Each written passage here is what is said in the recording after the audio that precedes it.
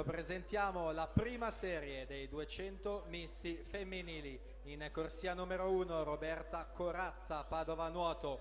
In seconda corsia la ritroviamo la vincitrice dei 400 stile libero in precedenza, vice campionessa del mondo junior nelle lunghe distanze dello stile, Linda Caponi, team nuoto Toscana Empoli.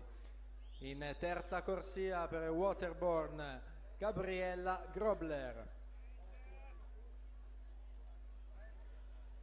In quarta corsia per il 2001 team è stata in passato campionessa italiana giovanile nelle gare del dorso, primatista italiana ragazze dei 50 e 100 dorso, Maria Chiara Girardi.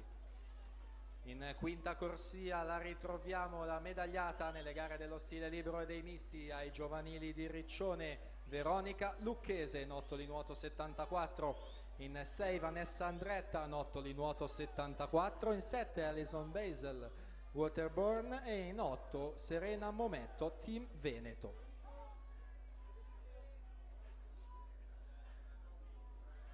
Intanto siamo in acqua con la seconda serie. Abbiamo ricordato Elena Pravato, atleta giovanissima, classe 2002, che nuota in quinta corsia.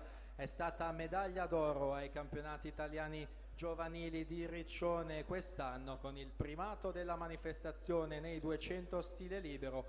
Ottima interprete però anche delle gare dei misti, il bronzo ai giovanili nei 400 misti.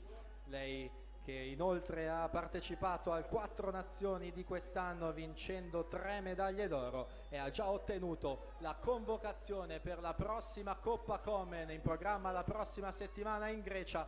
Ma intanto noi siamo all'epilogo di questa seconda serie, andiamo a vedere i risultati ufficiosi che ci dice Jessica Marraffa 2:27 e 72 davanti a Alessia Schiavinato 2:28 e 48 e poi Elena Pravato classe 2002 in terza posizione 2:29 e 12.